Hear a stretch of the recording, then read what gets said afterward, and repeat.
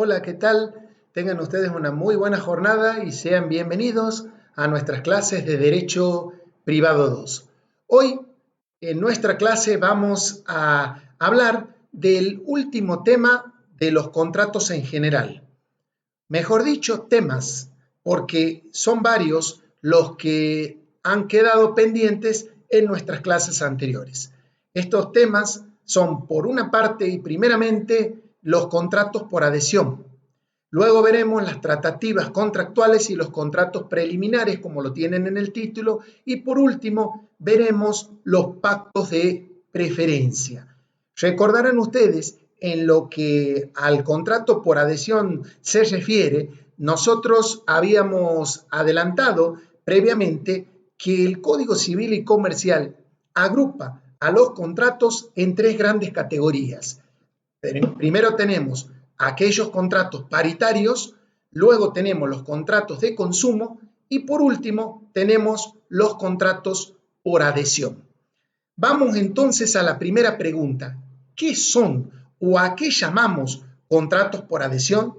Desde luego, ustedes lo van a encontrar previstos y estipulados en el Código Civil y Comercial de la Nación a partir del artículo 984. Son varios artículos que tienen para ver ustedes hasta el 989, son aproximadamente 6 artículos. Vamos entonces a definirlo a los contratos por adhesión, como ustedes ven en la figura, ¿no es cierto? Es un contrato que ya viene premoldeado, preformateado, ¿verdad? En una parte fuerte y una parte denominada débil. Son aquellos contratos, entonces, mediante el cual una de las partes adhiere a las cláusulas generales que han sido predispuestas, es decir, puestas de antemano unilateralmente por la otra parte o por un tercero. Es decir, que son aquellos contratos en virtud de los cuales una de las partes no ha intervenido en su redacción. A esto llamamos contratos por adhesión. Desde luego, en estos contratos por adhesión tenemos diferentes tipos de cláusulas que vamos a tratar de distinguir. En primer lugar, como ustedes habrán visto, tenemos las cláusulas generales predispuestas, luego tenemos cláusulas particulares o específicas y después vamos a analizar qué pasa con las cláusulas abusivas. Vamos entonces de inmediato a las cláusulas generales. Las cláusulas generales son las predispuestas, las que ya vienen en formulario, las que están escritas o formateadas por una de las partes, no por la otra, o bien por un tercero. El código les da una serie de obligaciones y pautas a estas cláusulas. Tienen que ser comprensibles y autosuficientes estas cláusulas generales, es decir, no deben remitirse a otras cláusulas para su validez o a otro contrato. A eso se llama autosuficientes. Yo no puedo decir en una cláusula general, me remito a tal o cual, y fácilmente comprensibles para las partes. Su redacción debe ser clara, completa, legible. La letra chica aquí debe dejarse de lado, debe ser fácilmente comprensible entonces para la parte que no ha intervenido en la redacción, que nosotros le llamamos parte adherente. Y por último, no puede hacer reenvíos, como decíamos, a textos o a otros documentos. Esto en cuanto a las cláusulas generales. Las cláusulas particulares son cláusulas específicas que son negociadas individualmente. Aquí sí pueden las partes intervenir con autonomía de la voluntad en la negociación.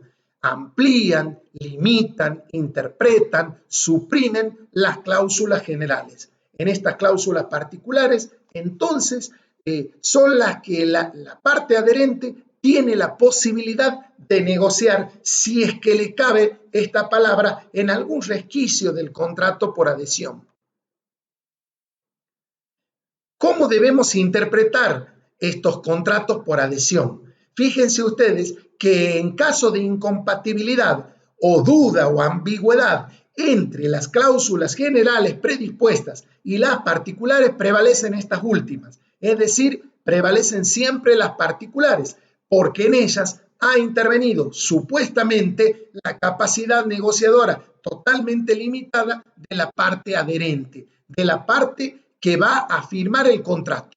Los contratos por adhesión, vale la pena aclararlo, son aquellos que vulgarmente decimos tómelo o déjelo, donde una de las partes no ha intervenido en la redacción. Supuestamente son contratos de consumo, muchos de ellos, y la gran mayoría o todos son los contratos bancarios. Cuando usted como cliente acude a un banco, va a encontrarse con un formulario de cuenta corriente. O acepta o no lo acepta, pero su aceptación está constreñida al sí o al no. No puede renegociar, no puede haber una contraoferta. De hecho, no la hay. Solamente la capacidad negociadora está limitada en las cláusulas particulares. ¿Qué es lo que pasa en caso de ambigüedad dentro de las cláusulas generales? Entendemos que se interpretan en sentido contrario a la parte predisponente, es decir, se interpretan en favor del adherente, de la parte que no ha intervenido en confeccionarlo al contrato, si es que hay cláusulas ambiguas. Por ejemplo, si yo celebro un contrato con el banco es el predisponente, el banco es el que escribió en principio las cláusulas.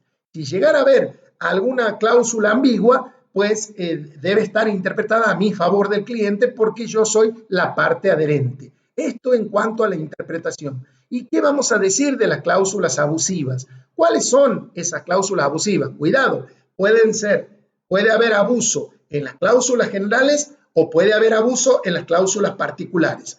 Las cláusulas abusivas son las que desnaturalizan las obligaciones.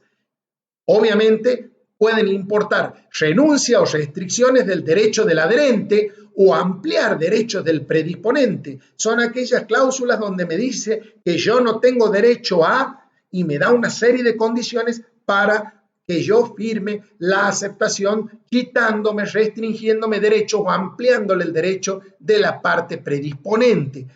No son razonablemente previsibles. ¿Y qué va a pasar con estas cláusulas? Más allá de que puede haber soportado el control y la autorización de la autoridad administrativa, puede ocurrir que el Poder Judicial, el juez interviniente, vuelva a controlarlas. Es decir, no están exentas al control judicial. ¿Y por qué un juez habría de intervenir controlando las cláusulas abusivas? Porque puede declarar la nulidad parcial del contrato. Atención, las cláusulas abusivas generan la declaración de nulidad de esa parte del contrato. Continuamos entonces con lo que nos hemos trazado en el temario. Acabamos de ver entonces los contratos por adhesión. ¿Qué son los contratos por adhesión? Las definiciones, las cláusulas generales, particulares, cómo se interpretan los contratos y las cláusulas abusivas. Esto es lo que tenemos en estos 5 o 6 artículos de nuestro Código Civil y Comercial de la Nación. Y con esto terminamos el análisis de la parte general en cuanto a las 3 categorías de contratos se refiere. Hemos visto ya contratos paritarios y su parte general, hemos visto en la clase anterior los contratos de consumo y ahora con esta parte de clase terminamos los contratos por adhesión. Vamos a ver ahora otros temas que nos han quedado pendientes y con los cuales vamos a terminar la parte general para que en la próxima clase comencemos a estudiar cada uno de los tipos de contratos. Vamos a estudiar ahora las tratativas contractuales. Las tratativas contractuales constituyen un instituto que está previsto en el Código en 4 artículos, desde el artículo 990 hasta el 993 del Código Civil y Comercial. ¿A qué se refiere este tema? Partimos de la base de que la formación del consentimiento que estudiáramos en la parte general no implica necesariamente un acto o la recepción de un acto instantáneamente. A veces implica la gestación de un proceso más o menos prolongado en el tiempo.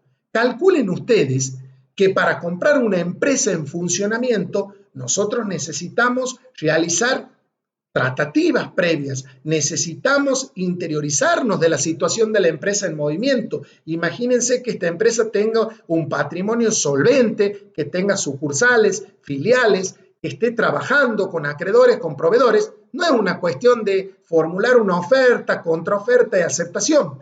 Debemos realizar lo que en el mundo del derecho, y lo van a estudiar en el posgrado, se llama due diligence, diligencias previas al contrato. Son las tratativas contractuales que se realizan en un periodo de tiempo más o menos largo antes de la celebración del contrato. Van gestándolo al contrato. Nosotros hemos explicado que el consentimiento es oferta más aceptación. Pero eso de oferta y aceptación no necesariamente se realizan en uno o en dos actos ni en forma instantánea como quedó establecido. Vamos a dar una definición. Verán ustedes aquí que hemos puesto en qué consisten las tratativas contractuales. Las tratativas contractuales consisten en la gestación progresiva y paulatina del contrato. Son actos individuales. Es una serie concatenada de actos o de hechos jurídicos que tienen un efecto y que van a dar lugar o no a la realización del contrato. No necesariamente las necesitamos a las tratativas contractuales. De hecho, podemos comenzar un contrato con una oferta y aceptación. Podemos prescindir de las tratativas. Y no necesariamente las tratativas contractuales nos van a llevar a conducir a que existan contratos. ¿Por qué? Porque las partes son libres de emprender tratativas contractuales y de abandonarlas en cualquier momento. Así puesta la cuestión, no generaría daños y perjuicios ni ninguna responsabilidad previa al contrato. Sin embargo, el Código Civil y Comercial le impone a quienes celebran las tratativas contractuales ciertas obligaciones que nosotros las estamos viendo en pantalla, ¿no es cierto?, bajo este acápite de obligaciones. Incumplidas las obligaciones de las partes en las tratativas contractuales, genera la responsabilidad que le llamábamos antes en la época del Código Civil precontractual, responsabilidad antes de la celebración del contrato. ¿En qué momento? En las tratativas contractuales. Vamos a ver cuáles son esas obligaciones que nosotros no podemos prescindir si es que acordamos realizar unas tratativas contractuales o, como le llama la doctrina, due diligence. La primera obligación que la ley le impone a las partes es un deber de información. Las partes de buena fe van a informar las situaciones atinentes al negocio o a lo que van a realizar en el contrato. Vamos a poner un ejemplo. Si nosotros aspiramos a comprar o a vender un negocio o una empresa en funcionamiento, con activos, con pasivos, con un patrimonio de evolución, necesitamos contar con información. Sin haber comprado la empresa, necesitamos ver estados contables, flujo de fondos, situación de inventario, activos y demás. Nosotros esa información la necesitamos contar. Y si nosotros abandonamos digamos, por una razón injustificada las tratativas contractuales, habiéndonos dado información, tenemos la obligación de resarcir el perjuicio de no haber llegado al contrato si es que abandonamos las tratativas por nuestra culpa. Así que hay que tener mucho cuidado cuando se trata de las informaciones dentro de las tratativas contractuales. La segunda obligación, tiene que ver con la confidencialidad. Y es que las partes se deben sigilo, secreto, confidencialidad de la información que manejan en lo que va a ser el futuro contrato. ¿Por qué? Porque si usted está por comprar una empresa en movimiento, no puede andar divulgando o bien utilizando la información que usted vio en la empresa, una fórmula matemática, una situación contable, y divulgarle a la competencia o utilizarla en sus negocios. Si así lo hiciera, va a responder de igual modo que respondería por la violación del deber de buena fe en la información, pero va a responder por daños y perjuicios en la medida en que usted se enriqueció utilizando esa información que era confidencial. Del mismo modo, la ley le impone custodia y restitución de las cosas, de los papeles y demás que la otra futura parte le haya confiado. A lo mejor yo me llevo a mi domicilio o a mi estudio una serie de papeles o de estados contables y de información del negocio. Esto debo tenerlo en custodia y restitución, bajo pena, ¿no es cierto?, de responder por daños y perjuicios, como les decía, denominado precontractual en otro orden de cosas. Las tratativas contractuales, que dijimos entonces, consiste en la gestación progresiva del contrato. Cuando hablamos de gestación progresiva, hablamos de ciertas etapas en las negociaciones. Vamos a ver cómo deberíamos realizar sintéticamente una tratativa contractual en este caso. En primer lugar, nosotros debemos llenar ciertos formularios. Debemos realizar tratativas preliminares o borradores donde las partes dejan sentada su intención de realizarlas, de realizar etapas previas, etapas contractuales que pueden o no ser abandonadas, pero este es el primer borrador, se llama tratativa preliminar. En segundo lugar, tenemos ya una minuta. En esta minuta, las partes habrán de comprometerse para realizar lo que se va a llamar la carta de intención. Cabe destacar que la carta de intención es un instrumento mediante el cual una de las partes o todas las partes expresan su consentimiento. ¿Para qué? Para negociar sobre ciertas bases futuras, limitando a cuestiones relativas a lo que va a ser un futuro contrato. Es decir, van a sentar las bases en un instrumento. Tanto las tratativas preliminares como la minuta y la carta de intención son de interpretación restrictiva. ¿Qué significa esto? Significa que la letra del instrumento es lo fundamental. Debe estarse a la literalidad de los términos. Interpretación restrictiva. Recordemos que a pesar de la carta de intención, podemos llegar o no a un contrato. Solamente la carta de intención va a tener fuerza de la oferta si es que cumple los requisitos de la oferta. Esto es lo que tenemos para estudiar de las tratativas contractuales. Sin embargo, ahora el programa nos pide que estudiemos los contratos preliminares. Fíjense ustedes, en el medio de la pizarra tienen este término que está tratado desde el artículo 994 hasta el 996 del Código, tan solo en 3 artículos. Fíjense el nombre.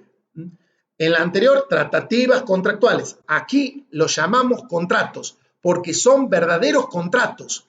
¿Qué diferencia tienen con las tratativas? Las tratativas eran libremente, eran negociaciones previas. En cambio, los contratos son verdaderos, tales acuerdos en virtud del cual identificamos o nos obligamos a realizar un futuro contrato. Yo celebro con usted hoy un contrato para obligarme en el futuro a realizar uno definitivo.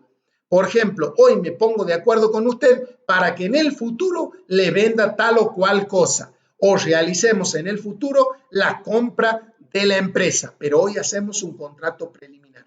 Entonces, el contrato preliminar es un contrato perfecto. Contiene los elementos que identificarán el futuro acuerdo. Por supuesto que este contrato preliminar que va a obligar a celebrar el futuro acuerdo tiene un plazo y ese plazo es de 1 año. Es un plazo de caducidad que le trae el Código Civil y Comercial. Cuidado, puede ser menos, pero al vencimiento del plazo, sea menor o sea de 1 año, podrá ser renovado por las partes.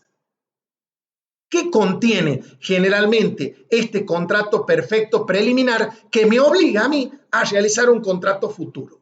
Podemos pactar la obligación, como dijimos, de celebrar un contrato futuro, para lo cual este contrato preliminar tiene un objeto, obligación de hacer. ¿En qué consiste la obligación de hacer? En realizar el contrato futuro. Y además, este preliminar o contrato preliminar puede tener una opción de concluir un contrato para tal o cual beneficiario. Vamos a poner un ejemplo. Yo celebro con usted hoy un contrato preliminar donde le digo que si vendo mi empresa, usted va a ser el que tenga la opción de compra. Le estoy realizando un contrato preliminar. Es un contrato perfecto, pero su objeto obliga a futuro a realizar un contrato definitivo y tiene una opción. Si yo decido hacer el contrato futuro, tengo que hacerla con usted. Eso a usted le da un derecho irrevocable de aceptar. ¿Por qué? Porque tiene una opción a su favor. Las partes pueden acordar que esa opción que usted tenga de ser el beneficiario o el comprador futuro pueda delegarlo o cederlo a terceros.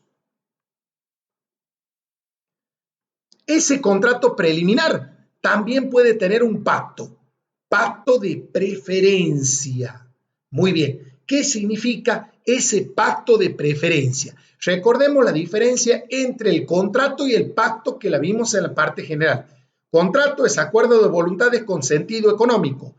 Pacto es acuerdo de voluntades que puede integrar los contratos, pero que no tiene un efecto patrimonial inmediato. Ese pacto de preferencia, al igual que los contratos preliminares, genera una obligación de hacer. Y si decide contratarlo en la opción, tiene que hacerlo con tal parte. Entonces, además de la opción, se puede elegir con una u otra parte. Señores, hasta aquí esto es todo de los temas que nos han quedado pendientes de la parte general. Espero haber sido claro para ustedes. Los espero en las futuras clases que van a ser ya de los contratos en particular. Aguarden la guía del trabajo práctico que les será enviada a la brevedad. Hasta entonces y muchas gracias.